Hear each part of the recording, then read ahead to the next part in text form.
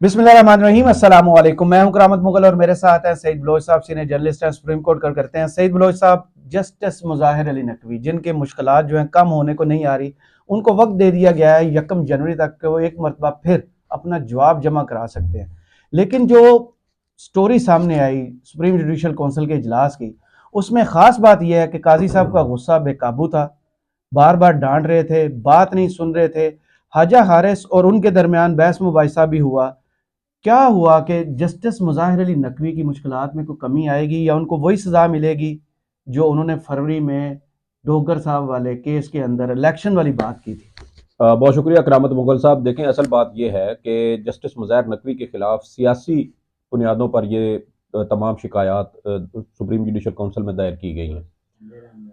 और आप देखें कि जस्टिस मुज़ाहिर नकवी की जिस दिन उन्होंने वो हुक्म दिया था पंजाब और खैबर पख्तूनख्वा में आम इंतखाबात के आज खुद नोटिस के लिए एक नोट चीफ जस्टिस पाकिस्तान को भिजवाया था, उसी दिन उनकी ऑडियो लीक की गई। और ये ऑडियो यकीनी तौर पे उससे पहले की होगी, यानी जब परवेज इलाही साहब वजीर आला पंजाब थे और पंजाब में जो सूबाई असम्बली है वो 14 जनवरी को तहलील हुई थी। इसका मतलब ये है कि ये ऑडियो 14 जनवरी से पहले की है, लेकिन इसको संभाल के रखा गया और इस मकसद के लिए रखा गया कि शायद कहीं आगे इसकी ज़रूरत पड़ेगी। और फिर जब जस्टिस मुज़ाहिर नकवी और जस्टिस इजाजुल हसन पर मुश्तमिल 2 रुकनी बेंच ने मामला आज खुद नोटिस के लिए चीफ जस्टिस को भिजवाया, तो फिर उसी दिन इंतकामी तौर पर वो ऑडियो लीक कर दी गई। वो जो लोग थे जिन्होंने सोशल मीडिया पर वो शेयर की, मेरे ख्याल में अगर सुप्रीम कोर्ट उन लोगों को तलब करे तो फिर बड़ी आसानी से ये पता ये खुरा जो है वो उन लोगों तक पहुंच जाएगा जिन्होंने वो ऑडियो मुबैना तौर पर लीक की थी। और आप ये देखें कि जब इन मुबैना ऑडियो की तहकीकात के लिए एक इंक्वायरी कमीशन मई के महीने में बनाया गया, तो अचानक हमारे बहुत सारे साफ़ी दोस्तों के जिन्होंने वो ऑडियोज सबसे पहले अपने सोशल मीडिया अकाउंट्स पर शेयर की थी और बड़े क्रेडिट लेने की कोशिश की थी, उन वो लोगों के जिनके अचानक मोबाइल गुम हो गए। जी जी उनके अचानक कुछ के मोबाइल फोन चोरी हो गए, गुम हो गए और कुछ से डकैती की वारदात में छीन लिए गए। और ये सारे वो लोग थे जिनके आप ट्रैक रिकॉर्ड चेक करें तो जिन्होंने वो ऑडियोज शेयर की हुई थी। और सुप्रीम कोर्ट के एक सिटिंग जज की किसी भी तरह से ऑडियो रिकॉर्ड करना, उसको फिर आगे सोशल मीडिया पर बगैर इजाजत के, आपको पता है आजकल तो आप किसी शख्स की तस्वीर बिला इजाजत नहीं छह बना महीने सकते। सजा है। जी जी नहीं बना सकते जब तक अगर वो शख्स किसी जगह पर आपकी मतलब कि उस तस्वीर बनाने पर आपके खिलाफ एफआईए में शिकायत कर दे तो आपके खिलाफ पीका कानून के तहत आपको 6 महीने सजा हो सकती है। तो उनकी ये ऑडियो रिकॉर्ड की गई और उसको फिर प्रोपेगेंडा के लिए इस्तेमाल किया गया। लेकिन जब ये शिकायत सारी सुप्रीम जुडिशल काउंसिल में आई, 2 शोकज नोटिस उनको जारी हुए और जस्टिस मुज़ाहिर नकवी का ये मौक़िफ़ है कि उनके खिलाफ ये इंतकामी कार्रवाई है जो जो जो सियासी बुनियादों पर शुरू की गई, क्योंकि उन्होंने एक सियासी जमात का अलाकार बनने से इनकार कर दिया। सही। और आज जब सुप्रीम जुडिशल काउंसिल की ये कार्रवाई इजलास था आज 2:30 बजे, तो आज सुबह जस्टिस मुज़ाहिर नकवी की जानिब से एक खत जुडिशल काउंसिल को लिखा गया जिस पर गुस्सा किया काजी साहब ने। जी जी और उस खत में उन्होंने ये कहा था कि उनके खिलाफ जो जुडिशल काउंसिल की कार्रवाई है इसको ओपन इसकी हेयरिंग की जाए, खुली अदालत में इसकी समाअत की जाए ताकि मीडिया भी वहां मौजूद हो। जैसे काजी साहब का अपना केस चला। जी जी और ये दरखास्त उन्होंने की। इस दरखास्त के ऊपर 2:30 बजे जब जुडिशल काउंसिल का इजलास हुआ तो उसमें इसकी मंजूरी दे दी गई। और फिर इस तरह कमरा अदालत नंबर 1 में हम सब पहुंच गए कि वहां पर जुडिशल काउंसिल का इजलास अब वहां पे होना था। और वहां जब कार्रवाई शुरू हुई तो आप देखें कि केस की पूरी अगर हम कार्रवाई को देखें तो उसमें जस्टिस चीफ जस्टिस काजी फायज ईसा साहब जो जुडिशल काउंसिल के चेयरमैन हैं, उन्होंने एक समाअत के दौरान ये कहा कि वो पूरी जुडिशल काउंसिल नहीं है बल्कि वो मेंबर है। सिर्फ उसके एक मेंबर है। लेकिन हैरान कुन तौर पर केस की पूरी समाअत के दौरान सिर्फ वो अकेले बोलते रहे।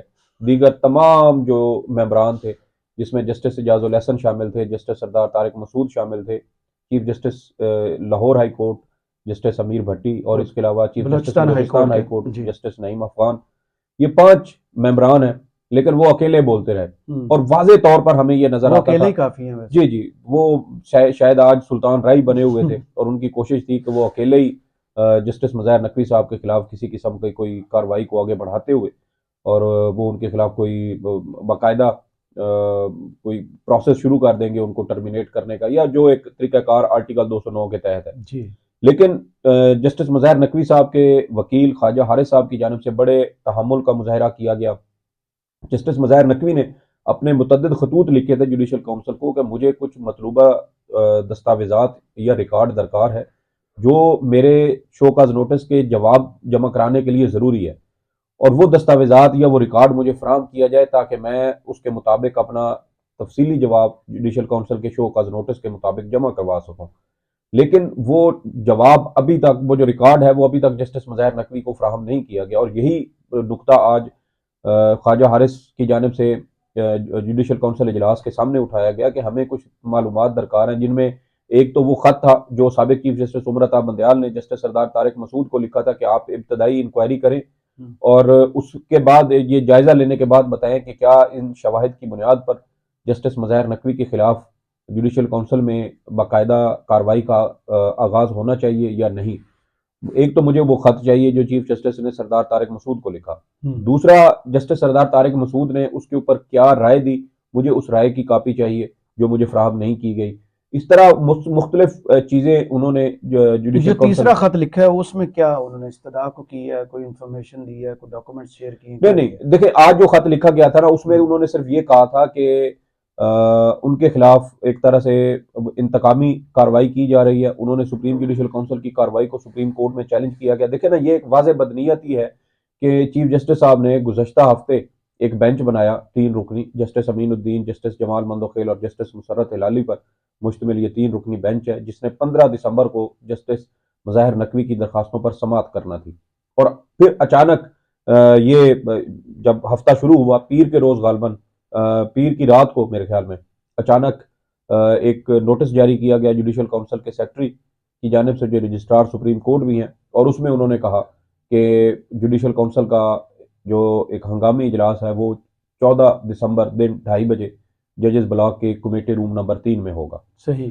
तो उसके ऊपर जस्टिस मुज़ाहिर नकवी ने जो है वो हैरानी का इजहार किया कि एक चीज़, बेंच जब पहले उसके ऊपर तश्कील दिया जा चुका है, 15 दिसंबर को समाअत होनी है, तो फिर एक दिन पहले जुडिशल काउंसिल की कार्रवाई करने का क्या मतलब बनता है। ये तो वाज़ेह बदनीयत ही नज़र आती है कि आप उन दरखास्तों की समाअत से पहले ही कुछ ऐसी प्लानिंग करके बैठे हैं, और शायद आपका ये इरादा है फ्री माइंड के जी साथ जी आए हैं। कि आपने पहले से एक चीज़ तय की हुई है कि हम उस दिन बैठेंगे और उस दिन हमने इनके खिलाफ जो है वो कार्रवाई का बाकायदा आगाज करना है, और शायद इनको बरतरफ भी किया जा सकता था। मुझे मेरा अपना एक ये ख्याल था कि जैसे शौकत अजीज सिद्दीकी को, लेकिन शौकत अजीज सिद्दीकी साहब का मामला इस वजह से भी मुख्तलिफ है कि उन्होंने जो ISI के बारे में तकरीर की थी, वो उन्होंने उसको जुडिशल काउंसिल में उसका एतराफ़ भी किया था। उन्होंने जी, तस्लीम किया था कि उन्होंने ये तकरीर की है। तकरीर की है और फिलबदी की है, लिखी हुई भी नहीं थी। जो उस वक्त उनके जहन में था उन्होंने वो बोल दिया, उसको उन्होंने एडमिट कर लिया, और जब वो चीज़ उन्होंने तस्लीम कर ली तो फिर कोई गवाहान या किसी और चीज़ की ज़रूरत नहीं थी, तो जुडिशल काउंसिल ने उनको बरतरफ कर दिया। लेकिन जस्टिस मुज़ाहिर नकवी का जो मामला है वो बिल्कुल मुख्तलिफ है। जस्टिस मुज़ाहिर नकवी एक अपनी जितने भी उनके असासे हैं वो उन्होंने अपने तमाम टैक्स गोशवारों में ज़ाहिर किए हुए हैं। उन्होंने अपनी जो टैक्स रिकॉर्ड है वो बिल्कुल अप टू डेट रखा हुआ है। कोई चीज़ जो मेरी इंफॉर्मेशन है मियाँ कि दाऊद से भी कोई जिरा हुई है इसके दौरान? कौन नहीं, से कोई मुंह से? जिरा नहीं हुई आज, बल्कि ख्वाजा हारिस साहब की जानिब से ये एतराज़ ज़रूर उठाया गया जब अदालत ने कहा ना कि गवाहान भी हम्म, अपने, जो शिकायत कुनदगान है ये अपने गवाहान भी ये भी पेश करें। तो उस पर ख्वाजा हारिस की जानिब से एक बड़ा वैलिड नुकता उठाया गया। उन्होंने ये कहा कि आपने शिकायत इन्होंने दायर कर दी, जुडिशल काउंसिल ने उसके ऊपर कार्रवाई का आगाज कर दिया।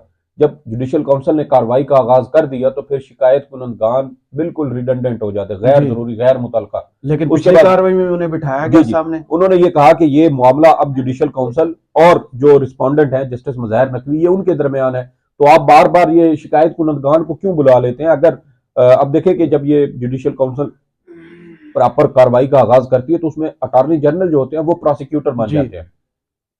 तो फिर ये अटॉर्नी जनरल की जिम्मेदारी है कि अगर उनको किसी किस्म की कोई शवाहिद या गवाहान या कोई और चीज दरकार हो तो फिर वो शिकायत कुनदगान से रब्ता करेंगे और उनसे वो चीज हासिल करने की कोशिश करेंगे।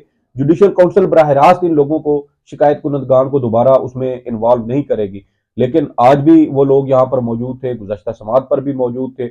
और आप देखें कि इससे पहले जब नवंबर के महीने में 20, 21, 22 को 3 दिन लगातार ये जुडिशल काउंसिल का इजलास हुआ था, तो उसमें भी वो लोग मौजूद थे कार्रवाई के दौरान, और उनसे तमाम जो है वो डिस्कशन और ये सारी चीज़ें उनके सामने होती रहीं।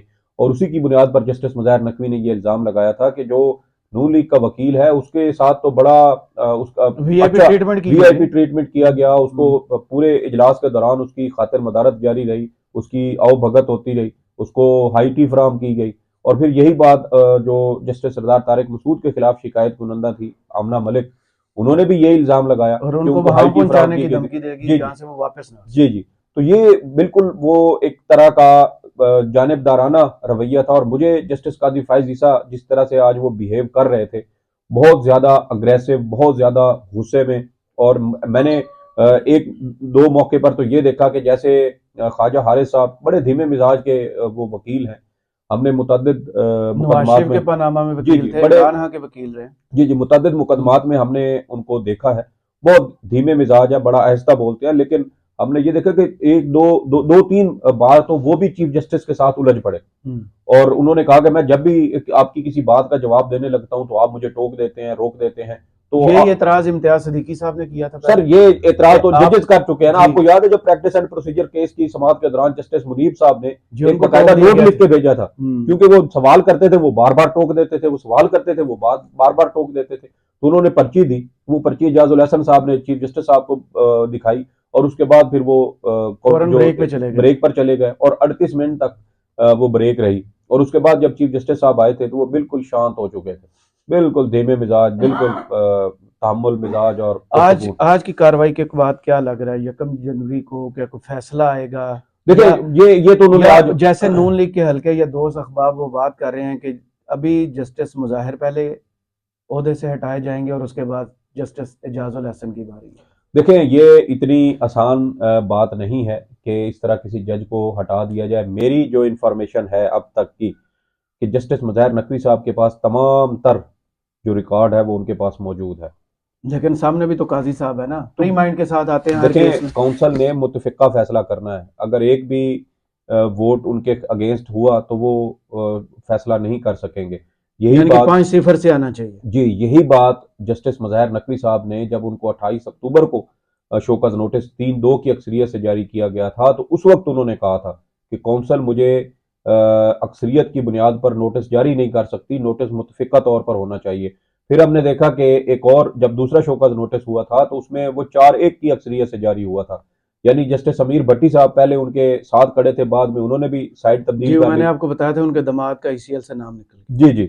और उसके बाद आप देखें कि जस्टिस एजाजुल एहसन साहब रह गए। और फिर जब गया। जस्टिस एजाजुल एहसन साहब रह गए तो फिर वो एक रुकावट हटाने के लिए उनके खिलाफ सुप्रीम कोर्ट में दरखास्त दायर कर दी गई, एतराज उठाया गया कि इनको भी बेंच काउंसिल की कार्रवाई से अलग होना चाहिए। तो ये वो सारी चीजें थी जिससे हमें ये तासुर मिलता था कि जैसे जुडिशल काउंसिल को जो है वो यूज किया जा रहा है किसी किस्म के एक टूल के तौर पर। और अब गवाहान उन्होंने पेश करने हैं, रिकॉर्ड वो पेश करेंगे। ऑडियो के ऊपर आज चीफ जस्टिस साहब ने खुद एतराज उठा दिया। उन्होंने कहा कि पहले तो हमें ऑडियो की हैसियत देखनी है। और मेरी इंफॉर्मेशन ये है कि जो ऑडियो लीक हुई थी वो एक वाकया जस्टिस मुज़ाहिर नकवी साहब के साथ लाहौर में पेश आया था, जब वो अपनी गाड़ी लेकर अपने पोते के साथ खुद ही ट्रैफिक निकल गए पुलिस वाले के और साथ। ट्रैफिक वार्डन के साथ उनका वो एक मसला बना था। उसके ऊपर आईजी और वो सीसीपीओ लाहौर और वो तमाम लोग जस्टिस मुज़ाहिर नकवी साहब के घर पहुंचे। परवेज इलाही साहब ने अपने प्रिंसिपल सेक्रेटरी मोहम्मद खान भट्टी को उस वक्त कहा था कि आप भी साथ जाएं और जज साहब से माजरत करें। और जब वो वहां पहुंचे तो फिर परवेज इलाही साहब का फोन आया था। फोन भी जस्टिस मुज़ाहिर नकवी को नहीं आया था, जी फोन भी आया था मोहम्मद खान भट्टी साहब के मोबाइल फोन जी। पर। और वहां से कॉल उन्होंने फिर वो बात करवाई थी जस्टिस मुज़ाहिर नकवी साहब के साथ। तो वो जब ये चीजें अब देखें ना कार्रवाई हो रही है तो ये सारी बदनीयती पर मबनी होंगी, अफवाहों की बुनियाद पर ये सारा प्रोपेगेंडा उनके खिलाफ शुरू किया गया। और मेरे ख्याल में अगली कार्रवाई 11 जनवरी को होगी। 1 जनवरी तक उन्होंने अपना तहरीरी जवाब जो जमा करवाना है। 11 जनवरी की कार्रवाई में मेरे ख्याल में जस्टिस मुज़ाहिर नकवी साहब के खिलाफ ये जो शिकायत है, जितनी भी 9 है शिकायत, 10 थी कि उसमें से खारिज हो गई, तो ये शिकायत जो है ये मुस्तरद कर दी जाएंगी। चलें, बहुत शुक्रिया सईद बलोच साहब आपके तजिए का। कमेंट्स बॉक्स में ज़रूर बताइएगा ये वीडियो आपको कैसी लगी। इजाज़त दीजिए, अल्लाह हाफ़िज़।